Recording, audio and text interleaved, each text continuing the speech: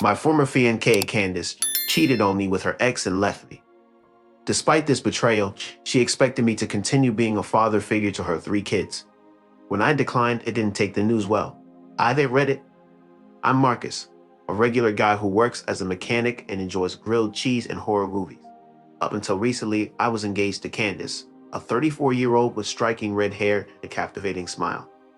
She had 3 kids from a previous relationship. 2 boys, Max and Eli, and a little girl named Jordan. I first met them when they were 7, 5, and 3 years old, and now they're 12, 10, and 8. I spent 5 years with them, taking care of school runs, attending Chuck E. Cheese birthday parties. It was Eamon's late night fevers and playing the role of the tooth fairy that endeared me to those kids.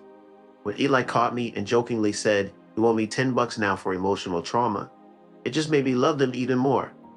I didn't just love them, I raised them. Their real dad, Kevin, yes, that's his real name, had walked out when Jordan was just a baby. No contact, no child support, just a ghost with a bad haircut and a Facebook account full of gym selfies and motivational quotes about being a real man. It seemed ironic that Candace and I were doing well, so I thought. Sure, we had our occasional disagreements, who doesn't? But I loved her. I was planning our wedding.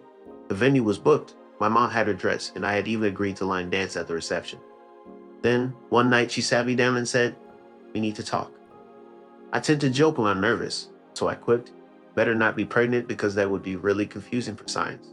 She didn't laugh.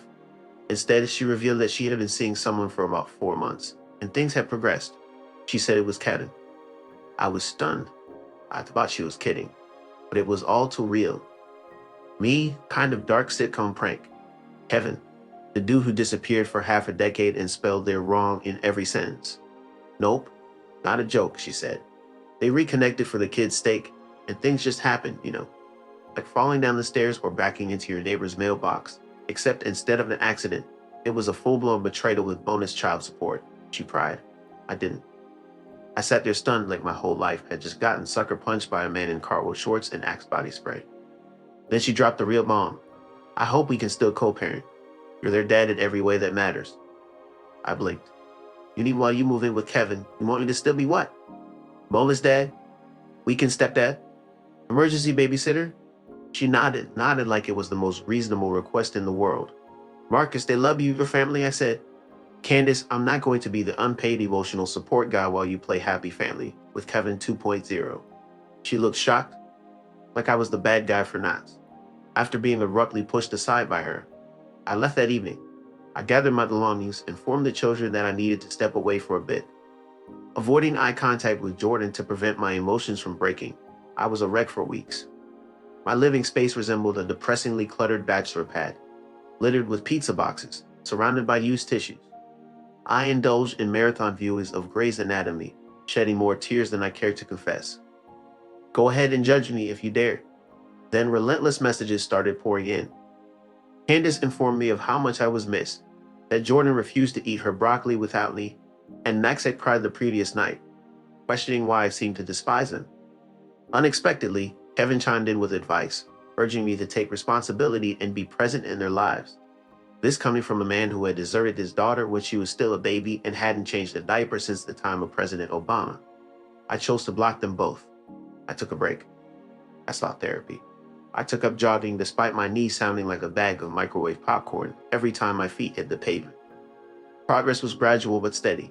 Her hair unkempt, eyes swollen. Holding onto Jordan's small hand, she revealed Kevin has left once more. He claimed he wasn't prepared. The children need you. I gazed at Jordan, then back at her, and briefly, just for a moment, felt the urge to agree but refrained. I expressed I'm sorry. I am not their father, and you ensured that. Tears streamed down her face. Jordan appeared bewildered, as if I were the antagonist in her fairy tale. Eventually, I shut the door because sometimes love alone is insufficient. At times, making the right choice involves walking away, and relinquishing the role of a father is how one might truly embrace the man they are meant to be. Rest eluded me that night, not due to second thoughts about my decision, but because my heart throbbed. Have you experienced loving something so intensely that it physically pains you to let it go? That is precisely how it felt, akin to tearing off Velcro from your soul. Those kids were not solely hers, they were mine too. I taught Max how to toss a football. I constructed a dollhouse for Jordan one Christmas, enduring numerous splinters that left me resembling a porcupine. I remained awake throughout the night. I accompanied Eli one night when he fell ill with the flu and accidentally vomited on my Xbox. Despite this incident, I still hold love for him. However, Candace not only betrayed my trust by cheating on me, but also chose another man to play a paternal role for our children. When the situation unraveled, she expected me to resume our relationship without addressing the damage done, treating me as a mere fallback option. I refused to participate in a relationship where love was secondhand. The following day, I confided in my therapist, expressing my emotions. I was frustrated, not because of Candace's return, because I allowed myself to hope for reconciliation momentarily, which left me feeling vulnerable. However, my therapist offered me a valuable piece of advice that resonated with me deeply. She said, "You can care for someone and still choose to walk away. This is not a sign of weakness. It is a demonstration of maturity." Taking this advice to heart, I made the conscious decision to not engage with Candace through text or communicate directly with the children. Instead, I wrote heartfelt letters to each of them, expressing my pride in them, my unwavering love, and reassuring them that none of the situation was their fault. These letters serve as keepsakes for me to potentially share with them in the future when they are older and able to comprehend the complexities of the circumstances. It was a challenging process to let go, as the transition from a tumultuous past to a quiet present felt overwhelmingly silent. In that moment of quiet, I rediscovered myself. I resumed my passion for working on cars and dedicated my time to volunteering at a local after-school program. Surprisingly, there were many children in need of a positive male figure. This time, I made sure to do things on my own terms. A few years later, one Saturday as I was getting coffee, I spotted Max. He had grown taller and thinner, sporting headphones and a hoodie. When he caught sight of me, he stopped in his tracks and then hurried over. I couldn't help but get emotional as he embraced me tightly, his words tugging at my heart. He looked so much older than the last time I had seen him. As we sat down and talked, I expressed how proud I was of him and inquired about his studies in life.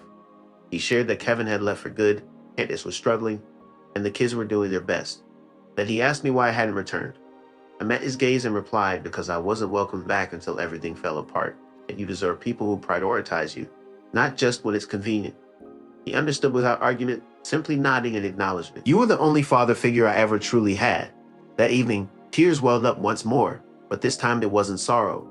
It was a sense of finality. I find myself in a more positive space now. I've started a new relationship with someone named Tasha. She has a contagious laugh and a cat that seems to dislike me, but she brings a calming presence into my life. No unnecessary drama, no hidden baggage, no mind games. She's fully aware of my past. And you know what? She expressed, "I'm happy you chose yourself because now I have the chance to love all of you, including your scars."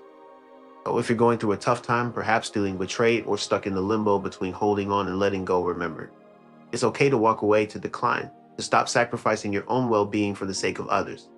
Sometimes the most courageous act is to shut the door and keep it shut. A few weeks after my encounter with Max, Candace reached out to me once more. She mentioned that the children were inquiring about me and suggested I join them for dinner.